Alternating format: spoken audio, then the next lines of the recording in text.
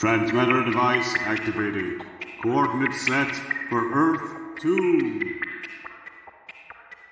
Hey everyone, welcome to the Earth 2 podcast, the podcast where we explore the origins and development of the DC multiverse and the legacy of their Golden Age characters throughout the Silver and Bronze Ages of comics. I'm Peter Watson. And I'm David Seal. Welcome back. Thank you for joining us. Now, today we are looking at issue 167 of The Flash, which was published on the 6th of December 1966 with a cover date of February 1967, a mere 4 days before the final episode of Patrick Troughton's first story as Doctor Who. If that even remotely interests you. It remotely interested Peter because his eyebrows just moved slightly. It's an interesting one, Flash 167. When Peter first suggested it, I resisted very strongly. I really had to have my arm twisted. I couldn't see why we were doing this one at all. But then in my preparation, I noticed one single panel, which I will highlight when we get to it, and I thought, all right, shut up, Davey. This is ample justification for doing it in a podcast. Peter, would you like to tell the listeners why we're doing issue 167 of The Flash? Yes, well, this is a very controversial issue of The Flash. It's quite famous, or infamous, I should say, because the story is called The Real Origin of the Flash. And it gives us what is ostensibly the new, retconned real origin of the Flash, which is not what we thought it was all along. This story is so reviled in fandom that it actually has been allocated a different Earth to Earth 1. In the Crisis on Infinite Earths companion, it lists it as Earth 32 that this takes place on, which means that's basically an Earth that any story they can't really make fit. They base it on Earth 32, kind of like Bob Haney's Earth B concept, although that's really between Earths, but we'll get into that much later on. But yes, this is very, very controversial, but still a lot of fun. Yeah, we're using the Crisis on Infinite Earths companion, which is a sort of supplementary volume published with the absolute edition of Crisis on Infinite Earths by DC. And we're using that as a sort of secondary source. I mean, it was useful when we were doing a prep, because we checked every single story that it listed, because you'll have noticed as we're doing this, we're not doing imaginary stories. No. The Crisis Companion was quite happy to allocate Earth numbers to a lot of the imaginary stories, and we sort of thought, if we do all the imaginary stories, we'll be here for the rest of our lives. We might do some eventually. There's a couple of really good stories along the way, like Superman Red, Superman Blue is one of the best stories ever. If it had been flagged up as taking place in a parallel universe, we would have done it. We're not using it as a strict source, we're using it more as a secondary source, and it's interesting because as you say, it allocates this Flash 167 story to Earth 32, which is also the Earth they give to the story where we met the other Hal Jordan way back in the Green Lantern's Wedding Day episode. One of the best episodes we've ever done, actually. That sounds very immodest because it's not like we wrote the story, but we both really enjoyed doing that episode, so you should check it out if you haven't done already. Yeah. It's interesting because it's basically the Crisis Companion, as Pete says, uses it as the Earth for any story that doesn't really quite fit into how things should be. As I say, I was a bit when Peter used all this justification, but as I say, there is one panel in the story which made me go, oh, right, okay, yeah, we need to do it. I was all set for a massive moan all the way and complain all the way through this episode, but it's not going to happen. Good. So that's good. So, now that all that's out of the way, shall we crack on? Pete, do you want to tell us about the gorgeous Carmine Infantino cover? Yes, and as it's a Carmine Infantino Flash cover, it's outstanding. Again, 1966, so we've got the fantastic go-go checks right at the top. Mm-hmm. And underneath, the bit that tells us about the New Kid Flash story, that's the backup story that we're not covering in this issue. We've got the Flash logo, and someone is holding a newspaper. It's the Picture News, the paper that Iris works for, and it's dated Friday, December the 9th, 1966. Yeah, and I checked, the 9th of December was a Friday in 1966. Ah, excellent. So that's quite interesting. And the headline of the Picture News says, Position wanted, male, for hire. One unemployed superhero, available night and day. Must begin immediately. Have wife to support. And every one of those lines has got an exclamation mark at the end of it. And right beside it, you have a picture in glorious black and white of Barry Allen, the Flash. There we are. And at the bottom, there's a banner that says, Story Scoop of the Year, the real origin of the Flash. The grey tone sort of shading on Barry there is stunning. Yes, absolutely. It's a very stark, very simple cover, but the longer you look at it, the better it gets. It's terrific. It's beautiful. I do like the style of comic cover that uses, either a page from a magazine or a newspaper headline. Yeah. I've managed to scrape a few together to put a gallery on the socials of a few sort of modern comics that do that, so keep your eyes peeled for that, listeners. A lot of Flash covers show more promise than the story can ever live up to. Mm-hmm.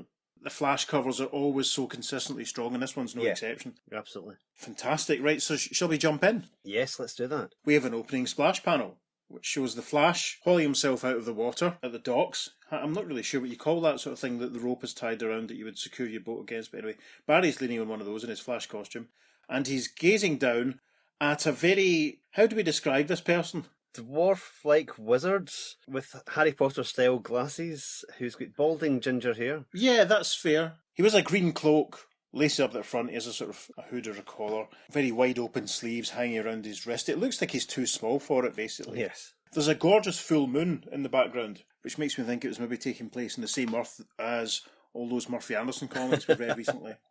There's a fair bit of text. We have the Flash logo, and there's a little, now trademark, Carmine hand caption box, and the little hand is pointing down at this very dweebish looking wizard, and the Carmine hand caption box says, "Who is this odd little character with the two big spectacles?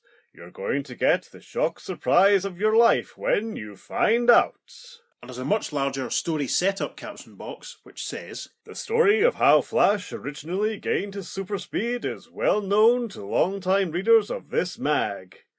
Now, it's high time newer Flash fans were told how it all happened, only this time we're going to reveal the real origin of the Flash!" Exclamation mark. So Barry is leaning on this little pole, for want of a better way of putting it, looking down at this dweebish character. We didn't mention the wand that he's carrying. He's carrying a wand, and he's got little open-toed sandals. And this chap is saying to the Flash, "My sincerest apologies, Flash, but I'm obliged to deprive you of your super speed. You received it as a result of a horrible mistake." And we have a little caption box which tells us this story was written by Gardner Fox and the art by Carmine Infantino and Sid Green. Sid Green, who did an excellent job on that Justice League crossover we did a month or two ago. Absolutely, yes. Over the page to page 2, the caption for the first panel says, "As moonlight silvers the central city waterfront, a man stands quietly in the shadows." The man in the shadows is Barry Allen the Flash, in his costume as the Flash, and he's observing 3 rather shady characters who are walking along the docks towards him. The Flash is thinking, "Here's where I captured those jewel smugglers I've been after for so long." Panel 2, the Flash rushes forward to tackle the baddies, and he's thinking, "Tonight they're smuggling in the heart diamonds." the first of the bad guys, who wears a brown jacket, brown trousers, and a little grey flat cap, he spots the Flash and he says, "We're sunk! Here comes the Flash!" The next panel, Barry strikes the baddie, sending him spinning. The baddie cries, "Yay!" Barry thinks to himself, 3 smugglers on the run, but this one will stay put, spinning in his tracks like a top. with a whoop, Barry says, "Tag, you're it!" and then, "What?" from one of the smugglers as Barry strikes one of them, who's wearing a green jacket, who goes flying into the other one, who's wearing a blue jumper. Barry then grabs the guy in the green jacket and flings him up in the air, saying, "Stay up there, pal. You're about to have company." First panel, page 3, with a whack, Barry punches blue jumper smuggler, who must obviously lift up the ground, and he collides with the green jacket smuggler, who's falling back down. It looks really, really painful. Yes. Barry rushes forward to catch the green jacket guy, because the blue jumper guy is now down on the ground, and the Flash says, "Here's where I save the fall guy." Panel 3, he's grabbed that other bad guy, and he's now swinging him around his head. Very strong, the Flash. Yes. Barry is saying, "Now to wind this caper up in whirlwind action." terrific, very dynamic, very action-packed, I love it. However, the caption for panel 4 says, "Suddenly..." This is incredible. Barry throws the green-jacketed smuggler up into the air. We can see a full moon, it's gorgeous. But the Flash, it looks like he's burst into flames. Barry's thinking, My uniform catching fire. What's happened to my protective body aura? It's no longer safeguarding me from the friction caused by super speed. And in the next panel, the final panel of page 3, we see the Flash running towards the water, trying to pat out the flames that have burst out over his arms and shoulders, and he's thinking, I'm burning up. That crook I was whirling around isn't feeling as hot as I am. The lucky stiff, because it was my body generating all that speed energy. Already at the top of page 4, and again with a full moon, we see the Flash, still on fire, dive into the water, dive into the sea. And he's thinking, This is as good a way as any to douse these flames. let's talk about that. That's pretty horrible, isn't it? To suddenly catch fire, yes. Yeah, I mean, like, I mean, it's one thing I've always liked is the friction protection aura sort of thing. Uh-huh. I think there's a couple of other covers over the years where they play on that. Barry's on fire because he's lost the aura. Yeah. It's a brilliant idea. Real jeopardy. Anyway, panel 2 then, page 4, has a caption, and it says, Dripping wet, but cool and relieved, the Scarlet Speedster climbs upward from the harbour waters. we see Barry pulling himself out of the water, and the little green wizard guy who we saw in the splash panel is standing waiting for him. You can see the wide collar of his robes, the sleeves, his little sandal toe poking out, and his bald spot with a little tuft of hair on top curling round. And he's saying, "Sorry I had to do that, Barry Allen, but removing your aura was my first necessary step in taking away your super speed." The Flash says, Huh? You know I'm really Barry Allen? How? My, that's quite a flashy costume you have there. A lightning symbol to denote speed, very appropriate for someone who masquerades as the Flash, the fastest man alive. Barry is thinking, Phew. Lucky the waterfront is deserted at this time of night. Otherwise the whole world would know of my secret identity. Who is this know-it-all anyhow? and the next panel, as he adjusts his glasses, this new interloper is offering Barry a business card. And he's saying, the name's Mopey. Initiate 10th class of the Heavenly Helpmates. Off panel, Barry says, Then you're responsible for removing my aura, but why'd you want to do that? "Well, I have every right to, after all. I'm the one who gave you your speed and your aura." You're out of your alien mind, Mopey. By chance a lightning bolt blasted into some chemicals in my police department laboratory. They spilled over me and gave me my super speed. Nonsense. The odds against that, Hadney, are 10 quadrillion billion to 1. We're now at the top of page 5. I'm enjoying the character work as he constantly fiddles with his glasses. Yes. And they're hanging off his face. It's Very amusing. quite endearing. Yeah. It's almost Mad Magazine-esque. Yeah, he does look like Alfred E. Newman. Yes. Alfred E. Newman if he was like 30 years older and his hair had started falling out. So with a little wave of his index finger in the air, Mopey starts to tell Barry a story at the top of page 5. "You don't really believe that was the way it really happened? A scientist like you? I deliberately brought down that lightning bolt after I checked you out to receive the gift of super speed. You're entitled to know how this happened to you. After I qualified for Initiate 10th class, I appeared before my superiors." And as I sort of wiggle to the border of the next panel, it's a flashback, obviously, to Mopey in front of his superiors. And the first superior is saying to him, Your first assignment is to select a man of Earth to receive the gift of super speed. And the second superior says, "But be careful. Choose a man worthy of the gift." We should say that the next few panels have a little insert drawing of Mopey as he tells the Flash what had happened. So he continues, "You seem like a nice enough fellow. Honest, brave, sincere." And this panel shows Mopey looking in the window of Barry's laboratory. We can see Barry with a test tube. Mopey is looking through the window. A great shot again of the back of his head and his hair combed round and forward. It's a vanity buster. I hope that Mopey went straight for the clippers after seeing this. Mopey is thinking, "A perfect choice. This'll be easy as ABZ, or is it ABC? I was never very good at languages." The next panel shows Mopey gesturing and a flash of lightning coming out of his hand. With a zakow, it flashes through the window of Barry's laboratory. Mopey is saying, "I guided that lightning bolt down out of the sky and into your police department lab as Pete as you please. Would you believe, neat as you please?" And in this little flashback image, as the lightning bolt strikes the glass, Mopey is thinking, "There! That'll make him faster than lightning itself. Now to return home and file my report. Mission accomplished successfully." And then Mopey narrates as he's back with his superiors. "Unfortunately, I got a bit mixed up on my return journey, and it was some years before I stood once more before my superiors." And we can see Mopey, it looks like he's in the dock almost, facing up to the superiors. And the superiors are basically older men, thick white hair, long thick beards, wearing blue robes. And the superior is saying to Mopey, Initiate, you're years late. Not only that, but your report shows you made a very serious error. I did? And I thought I was so careful to follow the rules."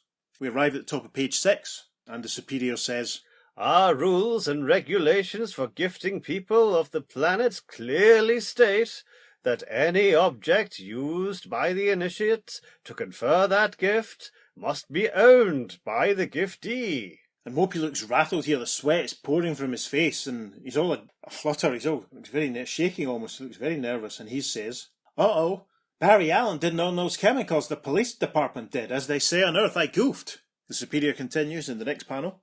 Now get back there to Earth at once and undo what you've done. We cannot permit an illegal act to stand. Yes, sir. Right away, sir. And that's the last panel to have the little ripple effect as we return to Mopey and the Flash standing by the docks with a full moon in the background. Mopey's standing with his wand in his hand, and he's saying to the Flash, "So now you understand why I'm obliged to take away your speed, just as I did your aura?" Flash says, What? You mean I won't be the Flash anymore? You know, that might not be a bad idea at that.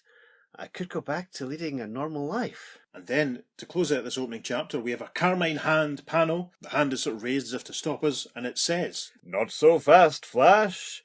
You better give this some serious thought. Story continues in 5th page following. 5th page following, indeed. The rest of that page is rounded out with an advertisement for an issue of Brave and the Bold with Batman and Hawkman. The opposite page has an advertisement for an 80-page giant issue of Our Army at War, presenting Sergeant Rock's 6 battle stars, which includes Jeb Stewart, Captain Cloud, and Gunner and Sarge, and obviously Sergeant Rock and Easy Company. They will all pop up in the podcast eventually. Over the page, there's the letters page for the issue. An advertisement for the next issue of Batman, featuring the Scarecrow. That's the Silver Age debut of the Scarecrow, that issue. Is it? Yes. Interesting. Do you have that issue? Yes. Is it in good nick? Not hugely, no. It's a good reader's copy. You should still stick it on eBay and sell it. I don't sell things. I know. It's just me that does that. Recently, listeners, off the back of really enjoying the House of Mystery Dial H for Hero story we did a few episodes ago now, I've been trying to acquire cheaply issues of House of Mystery featuring Robbie Reed and Dial H for Hero, despite the fact that many years ago I had practically a full set and I got rid of them. So I didn't even own them the first time around when they were first published, but I'm now trying to get a full set for the second time. The rest of the page with the Batman house ad is rounded out with a little public service cartoon warning about the dangers of skating on thin ice. And that's been drawn by Henry Boltenoff. I like the kid's little Charlie Brown style jumper. Anyway, over the page again, but before we arrive at part 2 of our story, there's a full page public service advertisement which has the heading, Peace on Earth. The alphabet and the language may be different, but the same sentiment dwells in the hearts and minds of men all over the world. And this is really nice, actually, because there's about 30-odd little caption boxes. In the middle, in English, there's one that says Peace on Earth, and then around them we have languages including Hebrew, Swahili, Romanian, Hungarian, Spanish, all reiterating that same message. It's lovely, isn't it? Yes, very 1966. It is, yeah. So, we arrive at the top of page 7, and a caption that says, The real origin of the Flash, Part 2. And the first panel is a very dramatic shot of Barry Allen the Flash, as he continues to think through the implications of no longer being the Flash if Mopey has to remove his powers.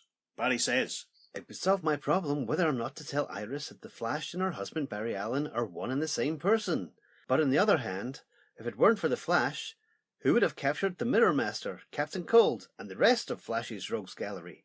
So after that nice little inset panel of Barry, the rest of this panel is rounded out with a shot of the Flash zooming, carrying what looks like a giant test tube with Iris West inside it, and a little headshot caption of Barry tells us, I might never again get the chance to save my wife, who was Iris West in those days, when I broke through the time barrier. Well, there's a little asterisk to another caption box, footnote, which says, Showcase 14, Giants of the Time World. Then the next panel has a caption that says, Nor could I help save the Earth itself, as happened when Flash of Earth 2 and I battled Vandal Savage. That's quite a nice panel, actually, because it revisits the third Barry and Jay team-up. Yes. And there's a little caption which says, Flash 137, Vengeance of the Immortal Villain. Yep, we can see Barry and Jay punching each other in the jaw and Vandal Savage jumping about in the background having a rare time. And this is the panel that made me think, actually, yeah, we have to cover this, because listeners, this is the only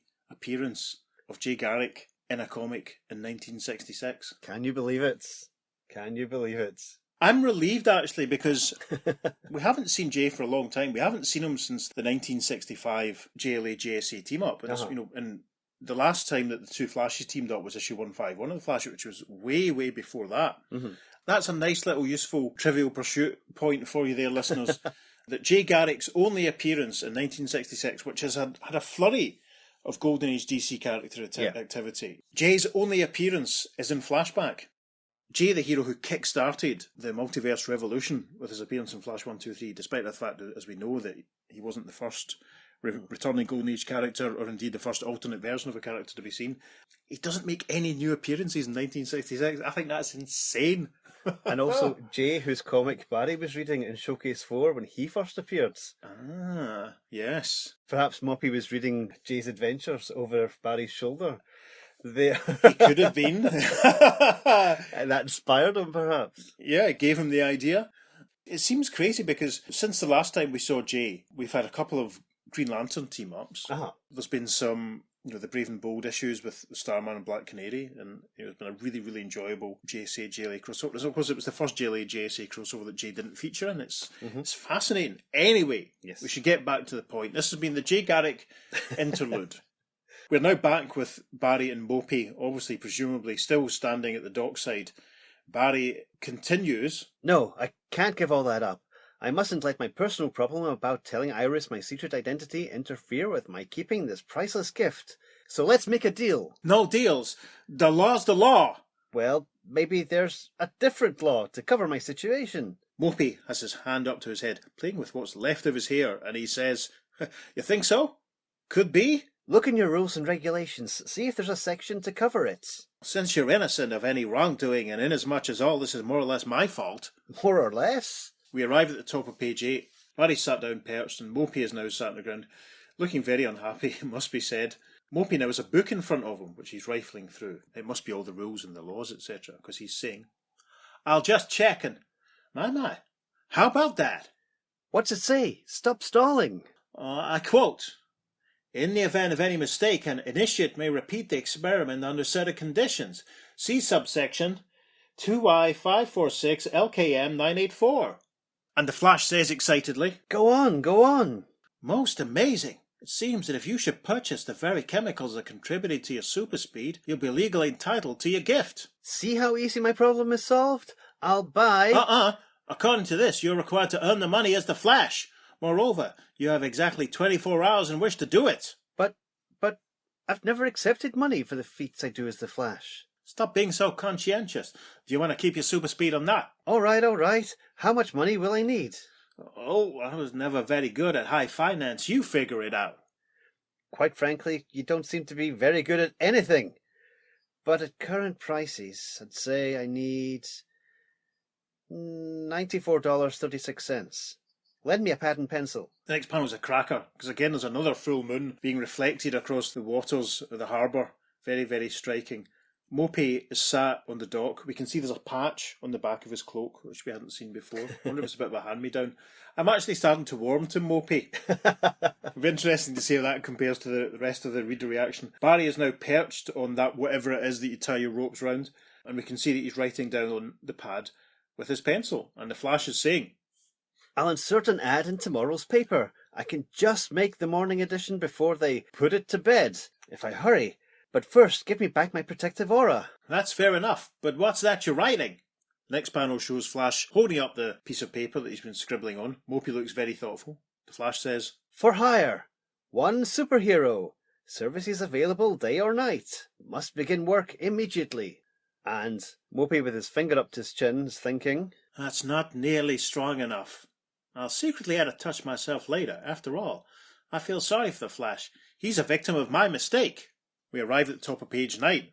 And so, next day, prominently displayed in every newspaper of Central City. And we see a replication of the cover image. It's not exactly the same as the cover. Quite often you would see images and panels in those days that looked very, very close to the cover. But it's a hand holding a newspaper. We can see the advertisement. The picture news, Friday, December the 9th. Position wanted, male, for hire, one unemployed superhero. Available night and day. Must begin immediately. Have wife to support. And caption saying The Flash, under a photograph of The Flash. So Mopey's punch-up of the advert is added in unemployed to the superhero bit Yes. and the have wife to support bit at the end. Yes. So that's his idea of punching it up. Yeah, and the remainder of this panel has a caption that says, The telegrams pour in to the indicated box number. and this is outstanding. I mean, we've made the reference to Mad Magazine already. This looks like a Mad Magazine cartoon in Yes. need of a caption. We see Barry and Mopey from behind, standing regarding a massive, huge pile of telegrams and envelopes and paper. It's insane. There's a real heightened sense to the story at this point. Uh-huh.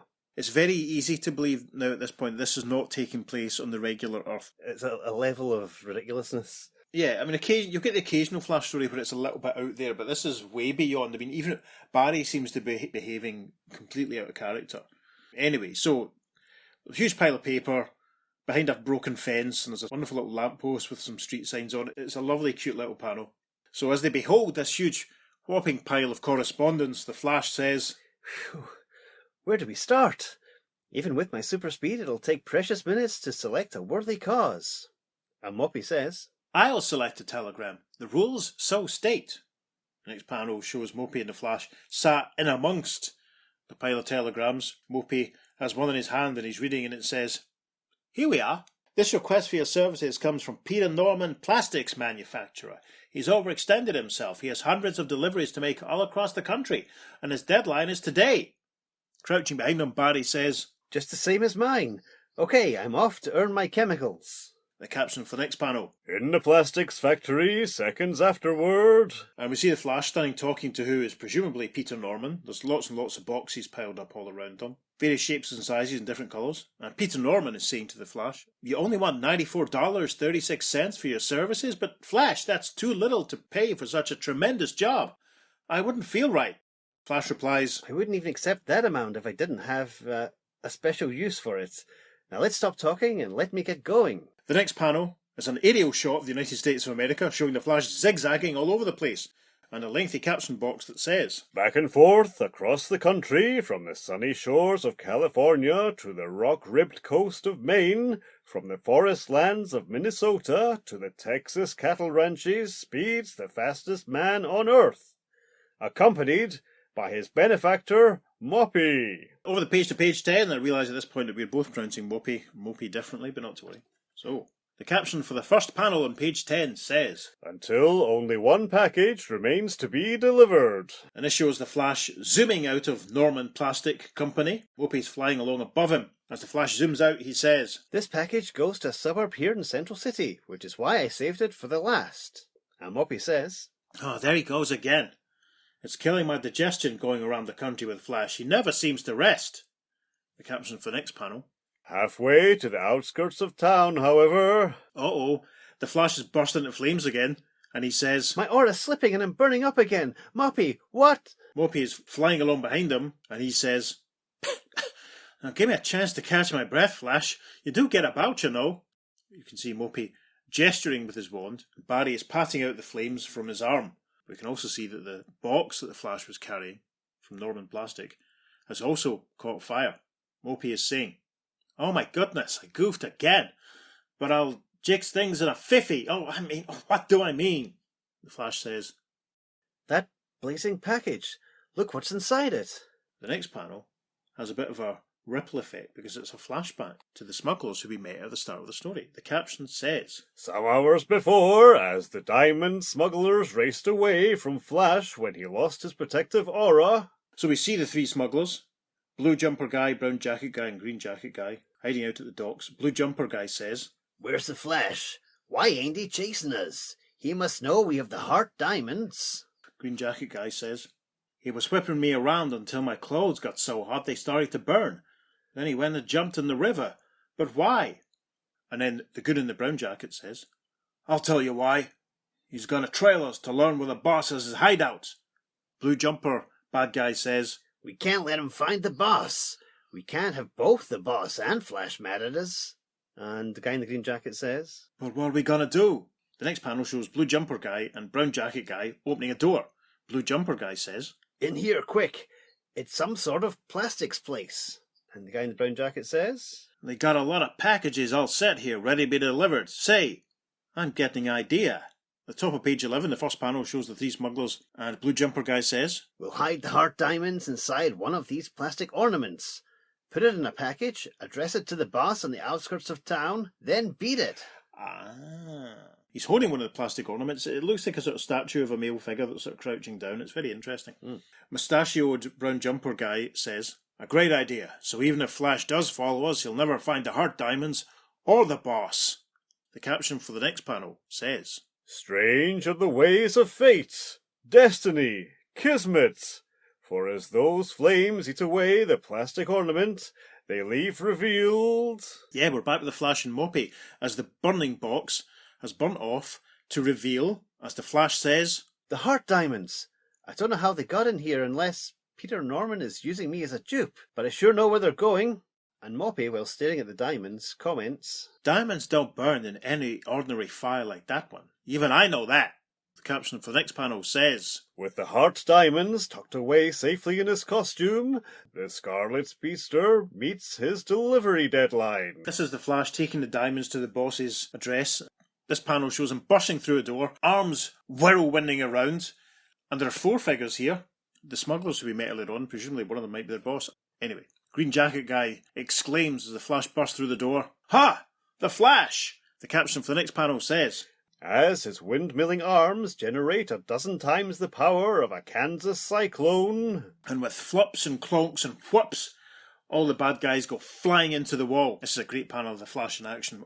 Right arm whirlwinding around. The Flash is thinking, I'm not at all sure the protective aura Mopey gave me again will stay put, but I'm going to put it to the test. The caption for the next panel, Upside down, seemingly helpless in the high wind that slams him to the wall, one gangster manages to free his gun and...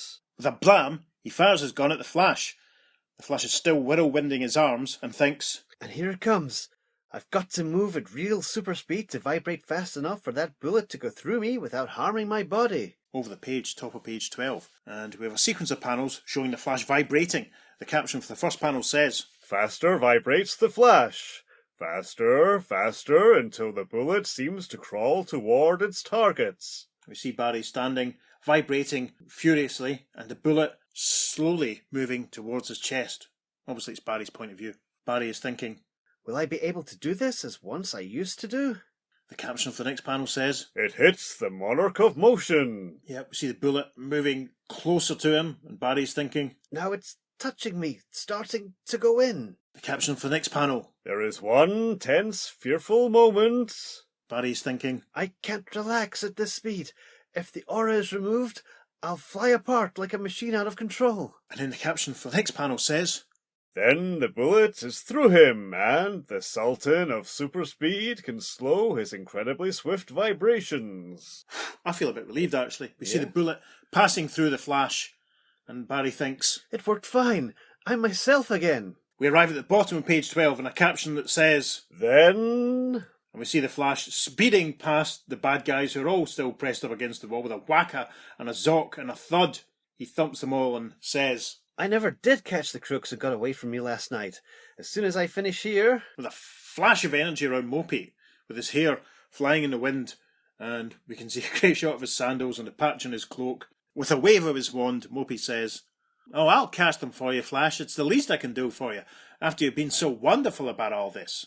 We arrive at the top of page 13, and the caption for the first panel says, After Flash buys the necessary chemicals with his hard-earned money... And we see the Flash and Mopey, presumably in one of the Flash's laboratories. The Flash says, I hope you don't goof up this replay of the experiment that originally gave me my super speed, Mopey. And Mopey says, No fear of that, Flash. Then he thinks, I hope. Mopey gestures with his wand. There's a massive zakow sound effect caption, and a bolt of lightning strikes. So presumably everything's fine now, because the next panel shows Mopey flying off, saying, I did it! I did it! Now maybe I can be an initiate 9th class. And the Flash, looking out of his window, watches Mopey go, and he says, Mopey, wait! I want to tell you about Wally West, and how he later became Kid Flash. He got his super speed the same way I did. And we close on a very Gil Kane looking panel of Barry Flash looking very thoughtful, and he says, Mopey couldn't have given Kid Flash his super speed. He said he hadn't been back to Earth since his first visit. Then is it possible, despite the incredible odds against it, that Kid Flash did indeed gain his super speed by accident? The end. Well, it's a very interesting note to end it on. It's almost like they had an afterthought of, Yeah. oh, hang on, what about Wally? But that's very Gardner Fox to try and tie up the loose ends. He does try and do that in his stories, but by saying that, it's almost like they're trying to retcon their way out of it within the story. Yeah, we've decided to do this story, which takes everything and throws it out the window completely, and then we've thought, oh, wait a minute, we haven't thought this through. Yeah. It also affects Wally West as well. We probably could have mentioned him earlier. Oh, right. Okay, quick, type. Draw this, Carmine. That'll do.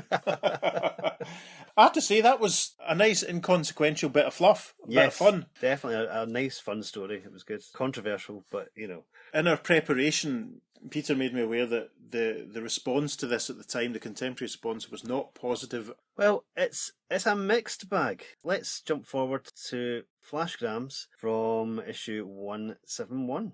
So lots of exciting reactions to that story in this letters page.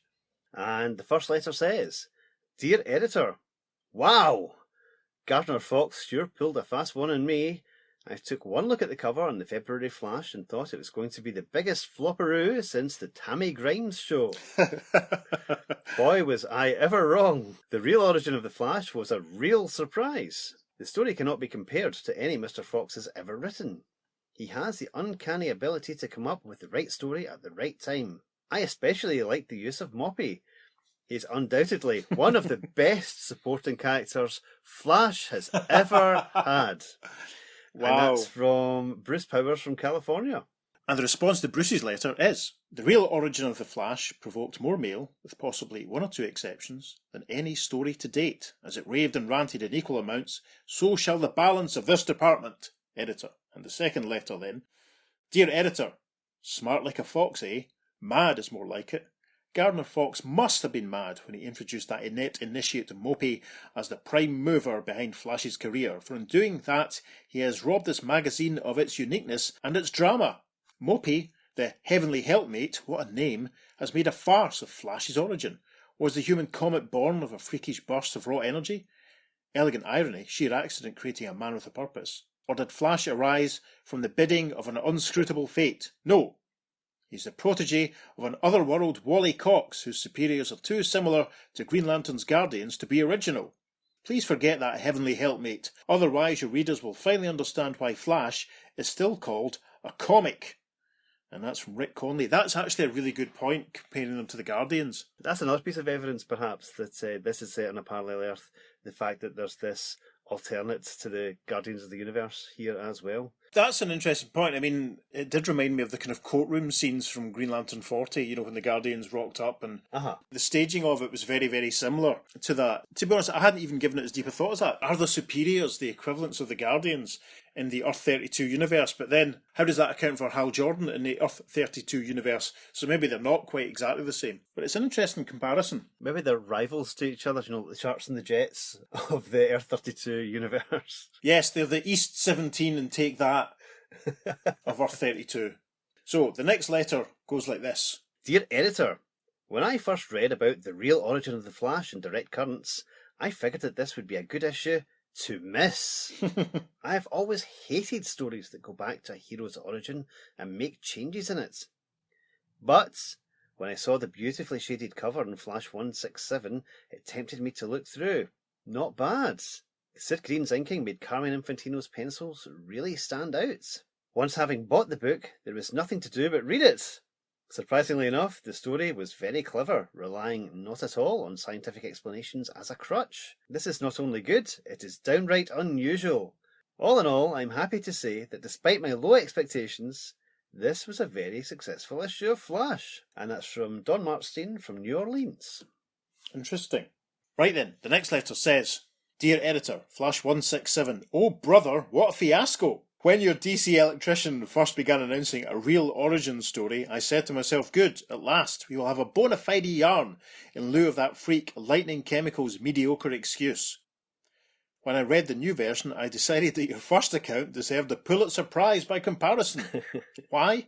Let's take a look at the second interpretation. Some idiot is summoned before a court of august councilmen and is informed that he made a mistake in bestowing the gift of super speed on our hero. What a premise! I know that you're trying to introduce humour into your books, but please, let's have some genuine bon mot and not some bovine corn. What saved the issue from being a total disaster was the Kid Flash interlude. It was deftly written and artistically well executed. And that's from Joseph Arrell of New York, New York. Yes, we didn't read the Wally West story, but not to worry. There we are. I'm glad Joe found something to enjoy in it. Yes, it didn't involve any Golden Age superheroes, and it didn't involve Wally travelling to a parallel universe, No. so we didn't read it. So the next letter is from a future comics professional. Yes. Dear editor, once again you've broken the rules and have re-originated the Scarlet Speedster. I know a good number of readers will object to your altering Flash's famous origin, especially with such a comedic, fumbling character as Mopey. Although this light approach may have bogged down the tension-taut action of the yarn, its stark originality, remember that word, its stark originality made it a hit with me. I don't think anyone could argue now that the Flash doesn't have the most unique origin in comicdom. Good grief. And that's from the person that made me fall in love with Flash comics, Carrie Bates from Dayton, Ohio. Carrie Bates, who worked on about 120 odd issues of The Flash. He was on it for years and years and years. Yeah. Carrie Bates will feature in this podcast at some point. He does turn up as a character in stories. Yes, he will. It's interesting that he responded to it so positively, because I can sort of detect the influence of this story on some of his own work. Yeah, because he was known as someone who always had the most original plots, the most interesting plot twists. Mr. Surprise, he was referred to as. Ah, Mr. Surprise. A close relation of Mr. Terrific, Mr. Fantastic and Mr. Brilliant. Right. There we are. So, the next letter is from Kenneth Price in Ventura, California, and he says, Dear Editor, look, your reading public deserves better than the real origin of the Flash. I can just see some prominent fans' letter commending you for the creation of this fantasy character or approving this type of tale, but I don't give a hoot. It's all got to go.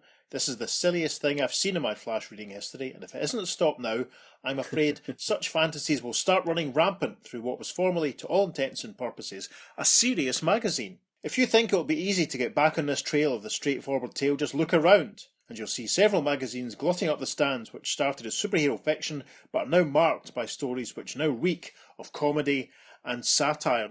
Very interesting the points he's making there about the increase in humour, because obviously when we did the JLA JSA team up this year, we talked about how the captions and the stylings and the cover were very reminiscent of the Batman TV series. In the Green Lantern team up in issue 45, we talked about how it was very light, very slight in comparison to the previous one. The barroom brawl, the massive sound effect captions all the way through. Do you think this is a bit of a backlash from people to them trying to follow the path of the Batman TV show? It certainly looks that way, yeah, because one of the things about this story in particular is this character Mopey is, for all intents and purposes, magical in nature. Yes. And all of the Flash stories really are rooted in science fiction. And there's not really any even Abracadabra, the magician from the future, it's just future tech.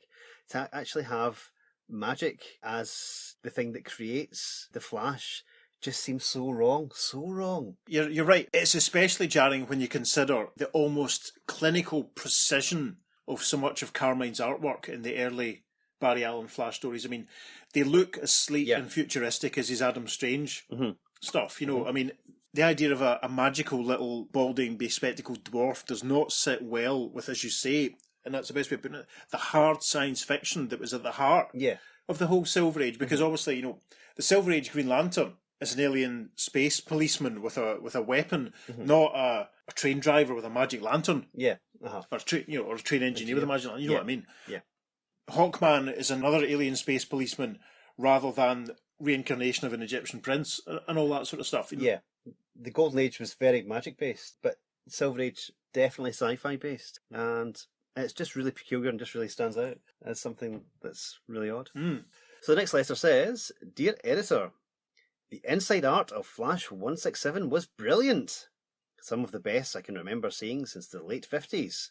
And the main reason for the superior quality, or should I say superb quality, since the Flash art is always superior, is the fact that you have Sid Green doing the inking this time round. In my opinion, Sid Green is the best inking artist in the entire comic mag field. Wow, high praise. The stories in this issue were both good. The Flash lead was the best, of course.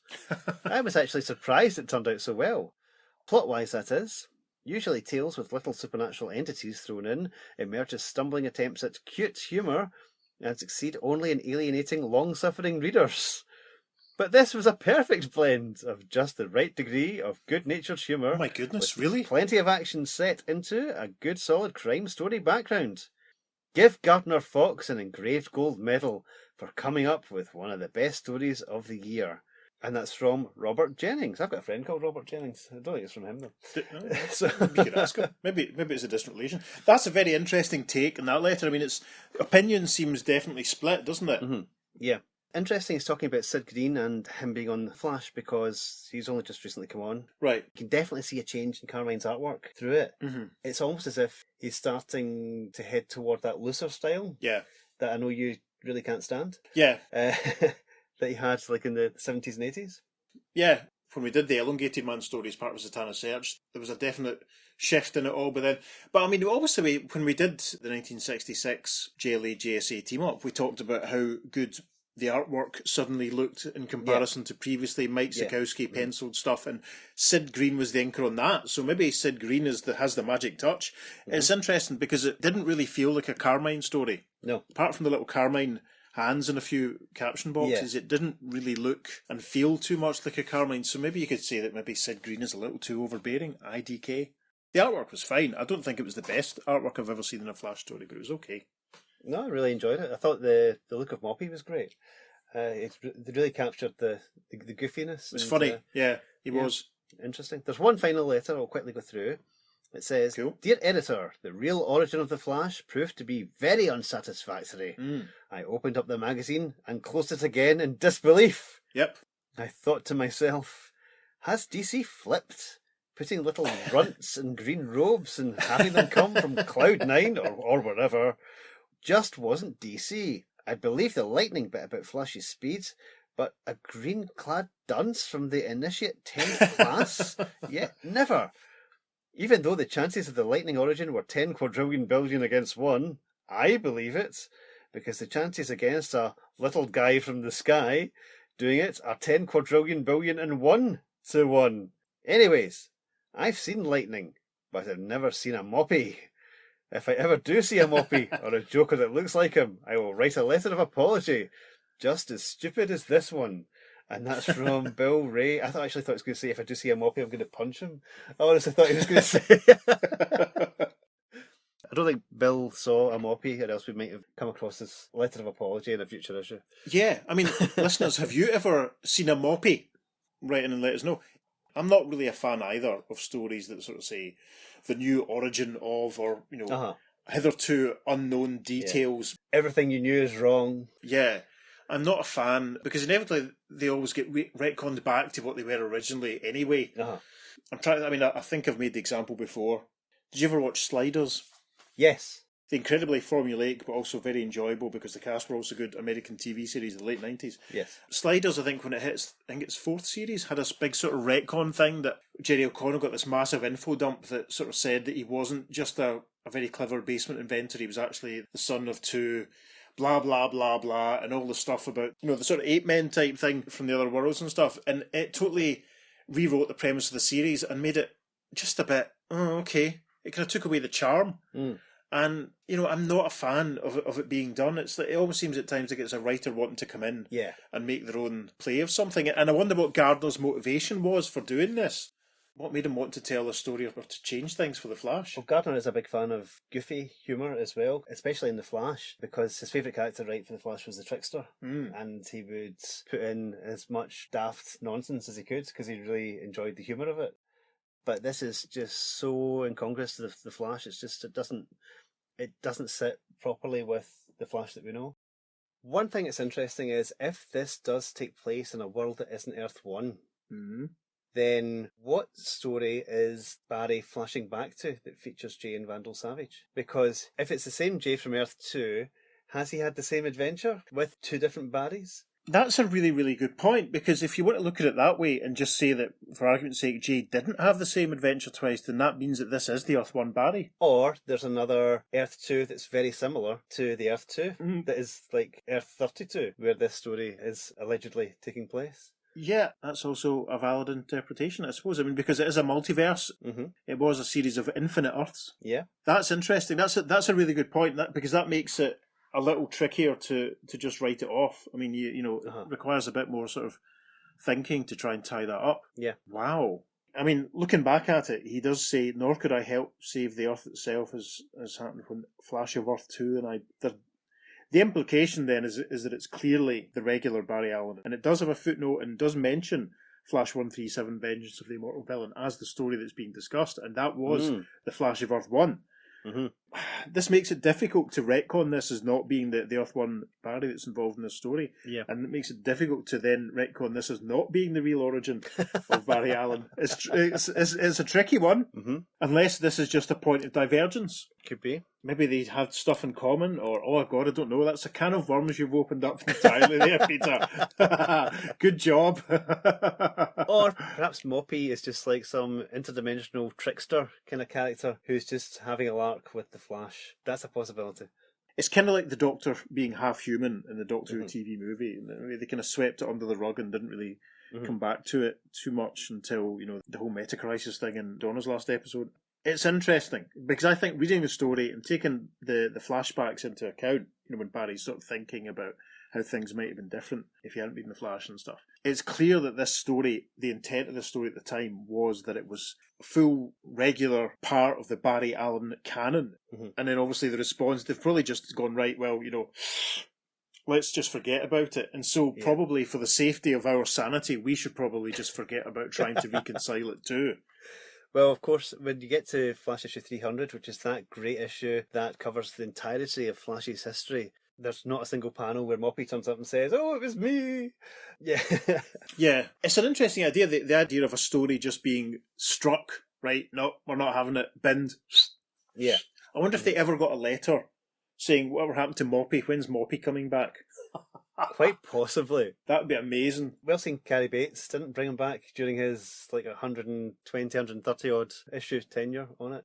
That's true. So for all his championing of Mopey, he didn't seek to bring him back, even in the flashbacks in Flash issue 300 that he wrote. Yeah. Fortunately, Mopey never comes back. That was going to be my next question. Does Mopey ever get referenced again, ever? I think he appears in Ambush Bug, perhaps. But that's okay. But no, he never comes back in the pages of the Flash. Interesting. The thing about Mopey is he's a particular kind of trope of character as being kind of magical helper, extra-dimensional being, helper or antagonist that most of the main DC heroes had at this time. I'll run through a few just now because it's really interesting when you actually look to see how much of a trope it was. Obviously, one of the main ones is Batmites. Yes. Who first appeared in Detective 267, which came out in March 1959. His first story was called Batman Meets Batmites, surprisingly enough. I love Batmite. I remember him very fondly from the 1970s Batman cartoon. Yes, me too. Which we got at tea times here in the UK. It used to be on before Doctor Who. That was my first real exposure to Batman. And I remember Batmite as being slightly unearthly and a bit, very interesting. And I've seen since that he's not really quite as out there as he was to a 5-year-old, but that's not the point. Yeah. He's definitely a character that I think kids are going to like. Maybe that's what they were trying to do with Mopey, but I don't know. Yeah. He only had 15 appearances pre-Crisis. I actually thought it was going to be more than that. I could only find 15. Wow, okay. But yeah, obviously there've been miniseries and stuff since. There was a really interesting Legends of the Dark Knight story that featured him, which is great. But pre-Crisis, which is what we're dealing with, I can only really find 15. Aquaman had a character called Quisp. Yes. Who first appeared in Aquaman issue 1, which came out in November 1961, called Invasion of the Fire Trolls. He originally was from, and I quote, the secret sea beneath the ocean. Gasp. Wow. That was later kind of retconned into being the same dimension that Johnny Thunder's Thunderbolt comes from. And of course, Johnny Thunder's Thunderbolt is another type of this trope, as being, the all-powerful magical sidekick helper to an existing character. Quisp only had 6 pre-crisis appearances. However, post-crisis, he was a big baddie. It was revealed in Grant Morrison's JLA series. That rings a bell. That was the JLA JSA crossover. The one that guest star Captain Marvel. Yes. Uh-huh. Yeah, I take full credit for some of the things that happened in that story, because I remember talking to Grant at a Comic Mart and sort of saying, I see you're doing a JLA JSA crossover quite soon. What are you going to do, given that there's not very many members of the JSA left, and the Spectre has gone to heaven and all that, and are you going to do anything with Captain Marvel? And Grant said, Mark Waid's got a plan, I'm not going to touch it. And then, so when this story rolled along, and they addressed the fact that Jim Corrigan wasn't there, and he got Captain Marvel in, I was delighted. I was like, oh, Grant, thank you. There you are. Anyway. And thank you for maybe being the inspiration for that. Because it was a great story. It was. If we keep going beyond Crisis and Infinite Earths, that'd be a fun story to look at. Yeah, definitely. Wonder Woman had a character, actually Wonder taught Wonder Woman as a toddler. Right. Had another character who was a similar kind, who was called Mr. Genie. Yeah, that rings a bell. Mr. Genie originally appeared to Wonder Tot when she found I think it was a lamp on the beach in Paradise Island, and rubbed it as you do. He got his powers from his turban. Yes. But who knows where he came from. But yes, he originally appeared in Wonder Woman 126, which came out in September 1961. He had 5 pre-crisis appearances, and I don't think I've seen anything with him since. I've either got a very old issue of Wonder Woman that features Mr. Genie, or I've got something that reprints him, but I'm definitely familiar. I definitely recognise him. Yes. And next up, Martian Manhunter had an interdimensional powered sidekick called Zook, who originally appeared in Detective number 311, which came out in November 1962, and that issue was called The Invaders from the Space Warp. Wow. Now, Zook stayed with John Johns for the rest of his detective run, and all the way through his House of Mystery run up until his penultimate issue. He kind of vanishes on the second last issue, because the last issue that John has in House of Mystery, he's dealing with taking down Faceless, who's been the big bad throughout the whole thing, and Vulcan, that's the evil organisation. And Zook is there right in the second last issue, but he's not in the last story at all, and he's not seen or heard from again. And he's not written out in any way, he's just not there. So we don't know. When you said that he vanishes, I thought you were going to say he vanishes in a heartbreaking moment in the same way that Quizlet vanishes from Legion of Superheroes. No. When he's just gone in the space of 2 panels, and you're like, what? But instead, it's kind of like the way the Overmind vanishes from the Defenders after being such a big part of it and the focus of several stories. He disappears between issues and there's no mention of it. Yes. Interesting. Mm-hmm. Now, Zook came from, and I quote, a parallel world in another dimension. Oh, God. So we're going to have to do every single Zook story. No! Zook had 28 appearances pre-crisis. Oh, no. We might do a flashback story at some point just to cover a Zook story, but we certainly won't be doing 28 of them. That's a thought, actually, because there is something that we have to address with the Martian Manhunter at one point. Interesting. Zook wasn't really magical in nature, it was just extra-dimensional. He had some powers, he could do some size and shape changing, but very limited. He could control his temperature, so he could be incredibly hot or incredibly cold and have this wave of heat or cold coming out from him. He had antenna that he could use to sense disguises or for limited tracking abilities. He was quite a fun character. Is he sort of orange with a sort of quiff? Yes, that's him exactly. Yeah, I think I've seen him in a few comics here and there. Of course, the main type of this trope is Mr. Mixchespitlick. Mr. Mixoplex, as I always call him, because it's easier to say. The original Golden Age version was called Mr. Mixchespitlick, and he originally appeared in Superman issue 30. That was June 1944 that came out. Mm-hmm. In a story that was called The Mysterious Mr. Mixchespitlick. Now, he had 20 appearances pre-crisis. However, the Earth 1 version is the winner by far of all these. Mr. Mixchespitlick, notice how they're both said differently, originally appeared in Superman number 131. That came out in June 1959. And his first story was called The Menace of Mr. Mixchespitlick.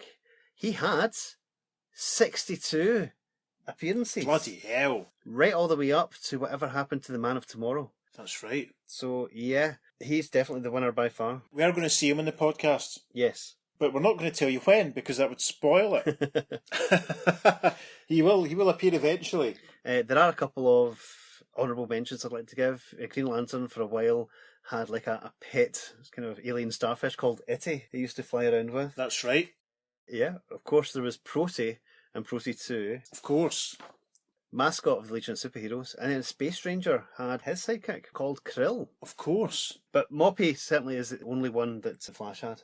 Yeah, I mean, I can't lie. If Mopey had popped up again, I don't think I'd have minded, but it's such a contrast from what we got in Showcase issue 4. And of course, obviously, there's a story way, way off in the future, which we might or might not do, which addresses the source of the lightning bolt that strikes Barry in his laboratory. And I prefer to go with that version. The letters that we read there, they were very balanced. That's just the letters that they chose to show us. Was it like 95% negative and 5% positive?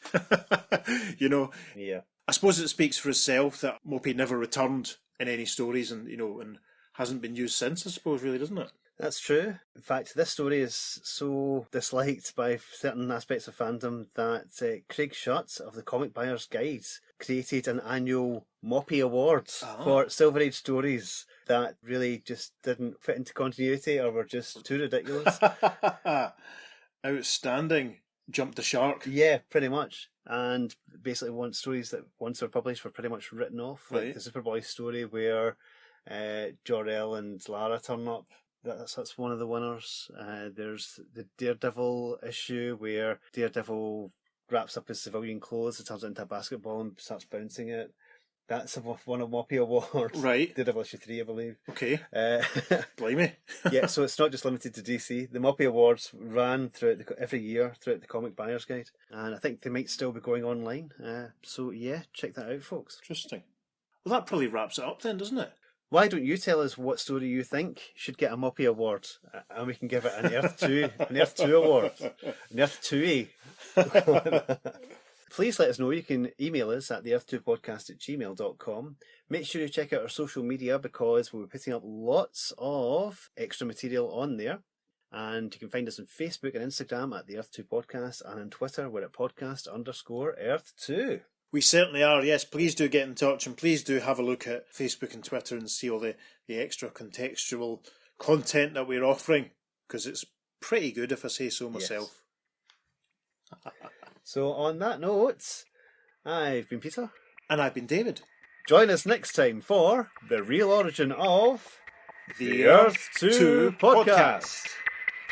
Transmatter cube activated. Return coordinates set for Earth Prime. Yeah, he wears a sort of glean. I should have said those days instead of these days. Let me try that again. Okay. If I just say those days, can you cut that in? No.